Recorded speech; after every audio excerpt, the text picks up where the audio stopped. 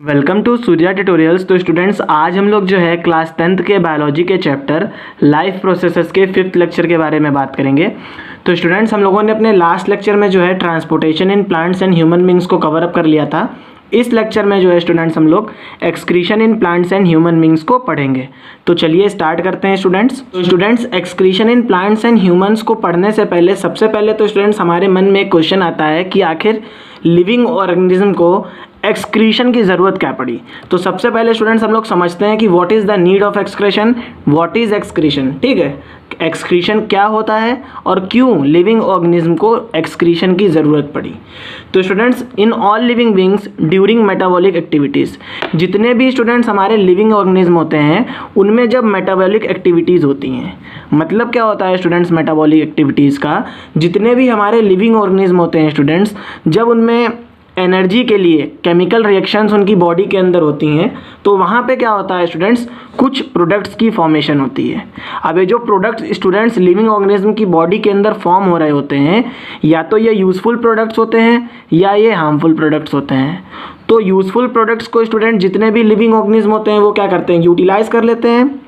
ठीक है, लेकिन जो हार्मफुल प्रोडक्ट स्टूडेंट्स बन रहे हैं उनका क्या होगा। यहाँ पे स्टूडेंट्स बेसिकली हार्मफुल प्रोडक्ट्स किस फॉर्म में होते हैं, that is mainly nitrogenous gases.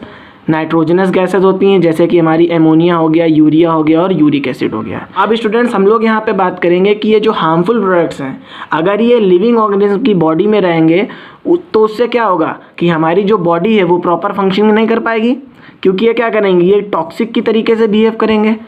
तो स्टूडेंट्स होता क्या है कि जितने भी हमारे लिविंग ऑर्गेनिज्म हैं वो क्या करते हैं, वो ये हार्मफुल प्रोडक्ट्स को क्या करते हैं, अपनी बॉडी से रिलीज़ कर देते हैं। ठीक है, एक्सपेल कर देते हैं। तो हम लोग क्या कह सकते हैं स्टूडेंट्स कि the process of expelling of these nitrogenous gases like ammonia, urea, uric acids and salts out of the body is called excretion.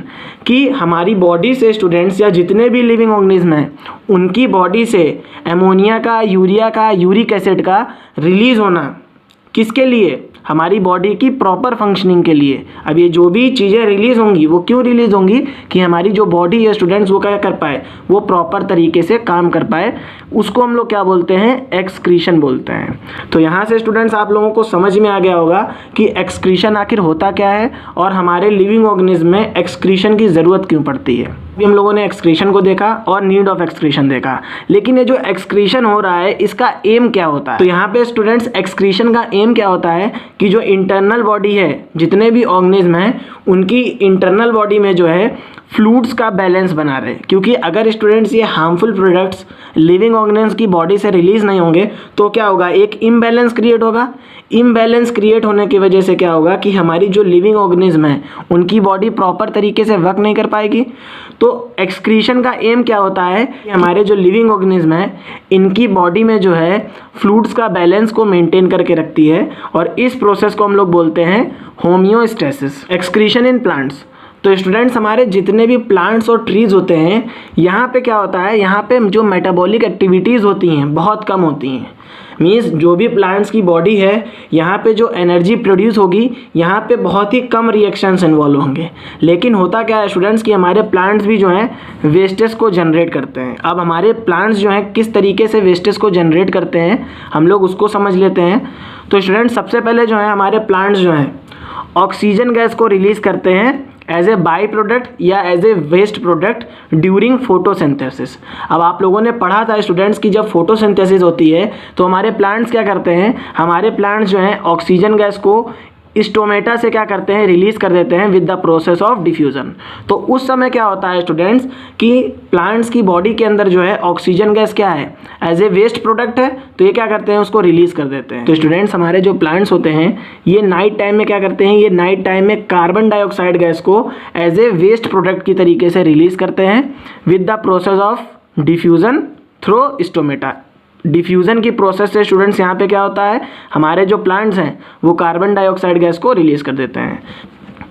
तो फिर स्टूडेंट्स आप लोगों ने पढ़ा था कि हमारे जो प्लांट्स होते हैं, जब हमारे प्लांट्स के अंदर एक्सेस वाटर प्रेजेंट होता है तो हमारे प्लांट्स क्या करते हैं, हमारे प्लांट्स जो हैं ट्रांसपिरेशन प्रोसेस के थ्रू वाटर को रिलीज़ कर देते हैं। अब स्टूडेंट्स ट्रांसपिरेशन प्रोसेस में आप लोगों ने पढ़ा होगा कि जो हमारे प्लांट्स हैं यहाँ पे क्या करते हैं, स्टोमेटा के थ्रू वाटर को लॉस करते हैं थ्रू एवोपरेशन। ठीक, अब एक प्रोसेस और होती है स्टूडेंट्स, जिसकी वजह से क्या होता है, हमारे प्लांट्स में वाटर का लॉस होता है, जिसको हम लोग क्या बोलते हैं, ग्यूटेशन बोलते हैं। अब ग्यूटेशन का मतलब क्या होता है स्टूडेंट्स, आप लोगों ने देखा भी होगा कि मॉर्निंग के टाइम और इवनिंग के टाइम, मॉर्निंग और इवनिंग के टाइम हमारे प्लांट्स में जो है छोटे छोटे वाटर के ड्रॉपलेट्स प्रेजेंट होते हैं। तो इस तरीके से भी स्टूडेंट्स हमारे प्लांट क्या करते हैं, एक्सेस वाटर को रिलीज़ करते हैं। स्टूडेंट्स प्लांट्स में बेसिकली क्या होता है कि जो हमारी लीव्स हैं, जो भी लीव्स होती हैं स्टूडेंट्स, जैसे जैसे वो ओल्डर होती हैं तो क्या होता है, उनमें जो वेस्ट प्रोडक्ट होता है वो स्टोर हो जाता है, जिसकी वजह से क्या होता है स्टूडेंट्स कि हमारे जो प्लांट्स होते हैं वो क्या कर देते हैं, वो उस लीव को क्या कहते हैं, छोड़ देते हैं। और इस तरीके से भी स्टूडेंट्स बेसिकली प्लांट्स क्या करते हैं, अपने जो भी उनके अंदर वेस्ट प्रोडक्ट होता है उसको रिलीज़ करते हैं। तो इस प्रोसेस को हम लोग क्या बोलते हैं, एब्सिशन बोलते हैं। यहाँ पे क्या होता है स्टूडेंट्स की falling of dead and older leaves containing stored waste product. यहाँ पे प्लांट्स जो होते हैं स्टूडेंट्स बेसिकली डेड लीव्स को और जो भी ख़राब लीव होती हैं, पुरानी लीव्स हो जाती हैं, उनको क्या कर देते हैं, वेस्ट प्रोडक्ट की तरीके से क्या कर देते हैं, अपनी बॉडी से रिमूव कर देते हैं। ठीक, तो इस तरीके से स्टूडेंट्स हम लोगों ने एक्सक्रीशन इन प्लांट्स पढ़ लिया। तो स्टूडेंट्स अब हम लोग जो है एक्सक्रीशन इन ह्यूमन बींग्स के बारे में बात करेंगे। तो जो स्टूडेंट्स ह्यूमन बींग्स होते हैं, इनमें क्या प्रेजेंट होता है, इनमें एक्सक्रीशन के लिए जो है ह्यूमन एक्सक्रीटरी सिस्टम प्रेजेंट होता है। और हमारे ह्यूमन एक्सक्रीटरी सिस्टम में स्टूडेंट्स बेसिकली 4 ऑर्गन्स प्रेजेंट होते हैं, जिनके थ्रू क्या होता है, हमारे ह्यूमन बींग्स में एक्सक्रीशन होता है। तो स्टूडेंट्स अगर हम लोग बात करें फर्स्ट ऑर्गन की, तो फर्स्ट ऑर्गन हमारा किडनी होता है। ह्यूमन बींग्स में किडनी जो होती हैं स्टूडेंट्स, ये बेसिकली पेयर में प्रेजेंट होती हैं। अब इन किडनी से स्टूडेंट्स क्या होते हैं, इन किडनी से 2 ट्यूब्स लाइक स्ट्रक्चर कनेक्टेड होते हैं, जिनको हम लोग क्या बोलते हैं, यूरेटर्स बोलते हैं। यूरेटर्स जो होते हैं स्टूडेंट्स, इनकी ओपनिंग जो होती है यूरिनरी ब्लैडर में होती है, जहाँ पे जो है हमारा जो वेस्ट प्रोडक्ट होता है वो क्या हो जाता है, स्टोर हो जाता है। ठीक है स्टूडेंट्स, और लास्ट में यूरेथ्रा क्या करते हैं स्टूडेंट्स, इस वेस्ट प्रोडक्ट को हमारी बॉडी से क्या करते हैं, रिलीज़ कर देते हैं। तो स्टूडेंट्स अब हम लोग जो है एक एक करके जो है किडनी, यूरेटर्स, यूरिनरी ब्लैडर और यूरेथ्रा को समझते हैं कि इनका काम क्या होता है। तो अगर स्टूडेंट्स हम लोग किडनी को देखें तो हमारी जो किडनी होती हैं ये बीन शेप्ड स्ट्रक्चर होती हैं और ये रेडिश कलर की होती हैं। ठीक है स्टूडेंट्स, अब इनका काम क्या होता है स्टूडेंट्स, इनको हम लोग क्या कहते हैं, these are the main organ of excretion. तो यहाँ से किडनी का फंक्शन देख लीजिए स्टूडेंट्स आप लोग, the function of kidney is to remove waste product in the form of urine. अब हमारी किडनी जो है स्टूडेंट्स, जो भी हमारी बॉडी में वेस्ट प्रोडक्ट बन रहा होता है उसको यूरिन फॉर्म में क्या करती है, रिलीज़ करती है। अब यहाँ पे स्टूडेंट्स अभी ये जो वर्ड यूरिन आया है, अब ये यूरिन का फॉर्मेशन किस तरीके से होता है अभी हम लोग समझेंगे, लेकिन अभी हम लोग देख लेते हैं स्टूडेंट्स कि यूरेटर्स का काम क्या है।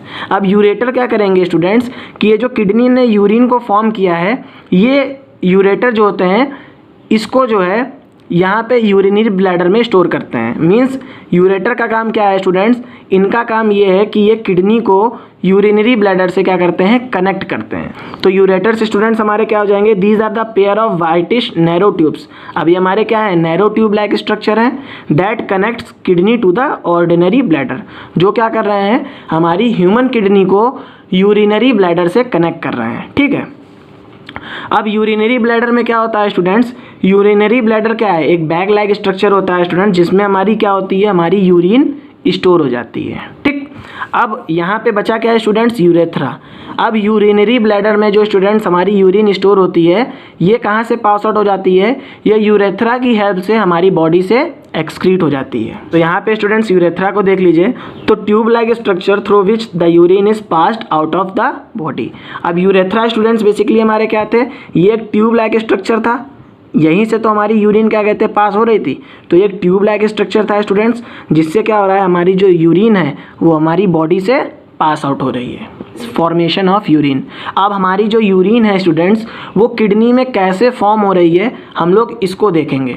तो स्टूडेंट्स अगर हम लोग बात करें किडनी की, तो किडनी में क्या होता है, अगर आप लोग किडनी का इंटरनल स्ट्रक्चर देखेंगे तो वहाँ पे आप लोग देखेंगे कि बेसिकली स्टूडेंट्स हमारी किडनी के अंदर क्या प्रेजेंट होते हैं, मिलियंस ऑफ नेफ्रॉन्स प्रेजेंट होते हैं।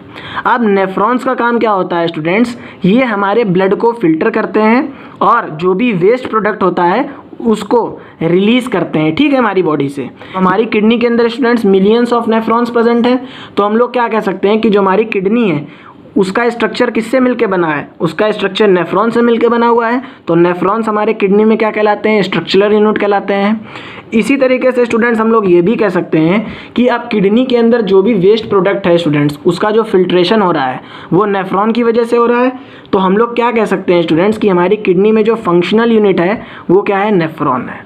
तो अब हम लोग बात करेंगे स्टूडेंट्स कि हमारे नेफ्रॉन का स्ट्रक्चर कैसा होता है, और फिर हम लोग देखेंगे स्टूडेंट्स की जो यूरिन फॉर्म हो रही है उसकी स्टेप्स क्या होती हैं, किस तरीके से हमारी बॉडी में यूरिन का फॉर्मेशन होता है नेफ्रॉन के अंदर। ठीक है स्टूडेंट्स, तो होता क्या है स्टूडेंट्स बेसिकली कि हमारा जो इम्प्योर ब्लड है, अब इम्प्योर ब्लड को स्टूडेंट्स हमारी जो कैपिलरीज होती हैं ये क्या करती हैं, ये जो है किडनी के अंदर लेके आती हैं। तो यहाँ पे क्या होता है स्टूडेंट्स की जो हमारी कैपिलरीज होती हैं इनका एक नेटवर्क बन जाता है, और ये जो होती हैं 40 से 50 नंबर में प्रेजेंट होती हैं यहाँ पे। तो होता क्या है स्टूडेंट्स, हमारी कैपिलरी क्या करती हैं, किडनी के अंदर इम्प्योर ब्लड को लेके आती हैं, और ये इम्प्योर ब्लड का क्या होता है, नेफ्रॉन के अंदर फिल्ट्रेशन होता है। तो इम्प्योर ब्लड स्टूडेंट्स जब हमारे किडनी के अंदर आता है तो उसको हम लोग क्या बोलते हैं, एफरेंट एट्रियोल। ठीक है फ्रेंड्स, ये इम्प्योर ब्लड जो है जब नेफ्रॉन के अंदर आएगा तो इसका क्या होगा, इसका फिल्ट्रेशन हो जाएगा और ये वापस क्या हो जाएगा, प्योर हो जाएगा। तो कैपिलरी इसको लेके जाएंगी, तो जो कैपिलरीज इसको लेके जाएंगी उसको हम लोग क्या बोलते हैं, एफरेंट एट्रियोल। तो होता क्या है स्टूडेंट्स, ये जो हमारी कैपिलरीज का कनेक्शन होता है या जो हमारी कैपिलरीज का नेटवर्क होता है इसको हम लोग क्या बोलते हैं, ग्लोमेरुलस बोलते हैं। ठीक है, अब ये ग्लोमेरुलस जो होती हैं स्टूडेंट्स एक कप लाइक स्ट्रक्चर में रखी होती हैं जिसको हम लोग बोलते हैं बाउमेन्स कैप्सूल। बाउमेन्स कैप्सूल। तो स्टूडेंट्स के लिए होगा क्या कि जब हमारी जो कैपिलरीज हैं ये जब ब्लड को लेके आएंगी तो ये एक प्रेशर के साथ ब्लड को लेके आती हैं। तो होगा क्या कि स्टूडेंट्स यहीं पे क्या होता है कि हमारा जो ब्लड है, जो भी हमारे ब्लड में वेस्ट प्रोडक्ट होते हैं वो यहाँ से हाई प्रेशर की वजह से क्या होता है, ग्लोमेरुलस क्या करता है, इनको यहीं से फिल्ट्रेट कर देता है। अब यहीं से क्या हो जाएगा, इनमें फिल्ट्रेशन हो जाएगा स्टूडेंट्स, और यहाँ से जो प्योर ब्लड है वो एफरेंट एट्रियोल लेके चली जाएंगी। बट होगा क्या स्टूडेंट्स, यहाँ पे जो वेस्ट प्रोडक्ट आया है इस वेस्ट प्रोडक्ट के साथ क्या होता है स्टूडेंट्स, कुछ यूज़फुल प्रोडक्ट्स भी आ जाते हैं। ठीक है, तो अब ये जो वेस्ट प्रोडक्ट है स्टूडेंट्स ये हमारे पीसीटी में जाता है, that is called the proximal convoluted tubule. ठीक है, तो बाउमेन्स कैप्सूल की जहाँ पे एंडिंग होती है स्टूडेंट्स, यहाँ पे बाउमेन्स कैप्सूल की एंडिंग हो गई स्टूडेंट्स, और यहाँ से हमारा क्या स्टार्ट हो जाता है, पीसीटी स्टार्ट हो जाता है। अब प्रॉक्सिमल कॉन्वोल्यूटेड ट्यूब्यूल हमारा आगे जाके स्टूडेंट्स क्या होता है, एक दूसरे ट्यूब के साथ कनेक्ट होता है जिसको हम लोग क्या बोलते हैं, लूप ऑफ हेनले बोलते हैं। और लूप ऑफ हेनले जो होता है स्टूडेंट्स हमारा एक और ट्यूब के साथ कनेक्ट होता है जिसको हम लोग क्या बोलते हैं, डिस्टल कन्वोल्यूटेड ट्यूब। अब डिस्टल कन्वोल्यूटेड ट्यूब से स्टूडेंट्स जो हमारा वेस्ट प्रोडक्ट है ये कलेक्टिंग डक्ट में जाता है, और यहाँ पे क्या होता है कि जो भी हमारा यूज़फुल प्रोडक्ट है उसको तो हमारी बॉडी फिर से क्या करती है, हमारे ब्लड में पहुंचा देती है। बट यहाँ पे जो वेस्ट प्रोडक्ट होता है हमारी कलेक्टिंग डक्ट क्या करती है, इसको कलेक्ट करती है ये इन द फॉर्म ऑफ यूरिन, और ये इसको यूरेटर के थ्रू जो है हमारे यूरिनरी ब्लैडर में पास करा देती है। तो स्टूडेंट्स यहाँ पे जो कलेक्टिंग डक्ट होता है ये हमारे नेफ्रॉन का पार्ट नहीं होता है। हमारा नेफ्रॉन जो होता है वो ग्लोमेरुलस और बाउमेन्स कैप्सूल से मिलके बना हुआ होता है, और यहाँ पे 3 तरीके की ट्यूब्स प्रेजेंट होती हैं, that is called the PCT, Henle's loop and DCT. अब ये जो ट्यूब है स्टूडेंट्स बेसिकली यहाँ पे क्या होगा, यहाँ पे जो भी वेस्ट प्रोडक्ट निकले थे यहाँ पे उसका फिल्ट्रेशन होगा, उससे जो भी हमारे ग्लूकोज और जो भी हमारा जो यूज़फुल प्रोडक्ट निकल गया था वो क्या होगा, उसको रिस्टोर किया जाएगा, और बाद में जो है इसको कलेक्टिंग डक्ट में भेजा जाएगा। कलेक्टिंग डक्ट में क्या होगा स्टूडेंट्स, इसकी कलेक्शन हो जाएगी, और ये जो यूरिन कलेक्ट हुआ है इसको यूरेटर्स के थ्रू हमारे यूरिनरी ब्लैडर में भेजा जाएगा। तो स्टूडेंट्स यहाँ से आप लोगों ने नेफ्रॉन के स्ट्रक्चर को पढ़ लिया। अब हम लोग देखेंगे स्टूडेंट्स कि जो हमारे यूरिन की फॉर्मेशन हो रही है इनमें कौन कौन सी स्टेप्स इन्वॉल्व हैं। तो स्टूडेंट्स हम लोगों का नेक्स्ट टॉपिक क्या है, that is steps involves in the formation of urine. अब स्टूडेंट्स जो यूरिन की फॉर्मेशन हो रही है हमारी किडनी में इसमें बेसिकली 3 स्टेप्स इन्वॉल्व होती हैं। सबसे पहले अल्ट्रा फिल्ट्रेशन, दूसरा रीएब्जॉर्प्शन, और तीसरा क्या कहलाता है, ट्यूबुलर सीक्रीशन। तो हम लोग एक एक करके समझते हैं स्टूडेंट्स की अल्ट्रा फिल्ट्रेशन क्या होता है, रीअब्जॉर्प्शन क्या होता है और ट्यूबुलर सीक्रीशन क्या होता है। तो स्टूडेंट्स अल्ट्रा फिल्ट्रेशन में क्या होता है कि हमारी जो कैपिलरीज होती हैं, अभी मैंने आप लोगों को बताया कि जो हमारी कैपिलरीज होती हैं ये एक प्रेशर के साथ क्या लेके आती हैं, प्रेशर के साथ ब्लड को लेके आती हैं, और ये जो ब्लड है यहाँ पे क्या होता है, ग्लोमेरुलस में इसका क्या हो जाता है, फिल्ट्रेशन हो जाता है। तो होगा क्या स्टूडेंट्स, जब हमारा ब्लड फिल्टर होगा ग्लोमेरुलस में तो क्या होता है, ये अमोनिया को रिमूव करता है और कुछ अमाउंट में क्या होता है, यहाँ पे ग्लूकोज और हमारे जो कार्बोहाइड्रेट होते हैं यूज़फुल प्रोडक्ट, उनका भी क्या हो जाता है स्टूडेंट्स, वो भी हमारे पीसीटी में पहुँच जाते हैं। तो यहाँ से आप लोग देखिए बेसिकली अल्ट्रा फिल्ट्रेशन में क्या हो रहा है कि हमारा ब्लड जो था, हमारा हार्ट जो था ब्लड को पंप कर रहा है और कैपिलरीज जो हैं उसको ग्लोमेरुलस में ला रही हैं। और यहाँ पे हाई प्रेशर होने की वजह से क्या होता है स्टूडेंट्स कि हमारा जो ब्लड है वो फिल्टर हो जाता है और इससे क्या होता है, इससे एमोनिया, ग्लूकोज, कार्बोहाइड्रेट और वेस्ट प्रोडक्ट जो होते हैं स्टूडेंट्स हमारे पीसीटी में पहुंच जाते हैं। तो यहाँ से स्टूडेंट्स बेसिकली हो क्या रहा है, यहाँ पे जो स्टूडेंट्स ग्लूकोज है ये तो हमारी बॉडी के लिए यूज़फुल है और कार्बोहाइड्रेट भी हमारी बॉडी के लिए यूज़फुल है। तो अब इसका क्या होगा स्टूडेंट्स, ये जो पहुँचा है ग्लूकोज और कार्बोहाइड्रेट, ये जो है रीअब्जॉर्प्शन के थ्रू क्या किया जाएगा, इसको एब्जॉर्ब किया जाएगा।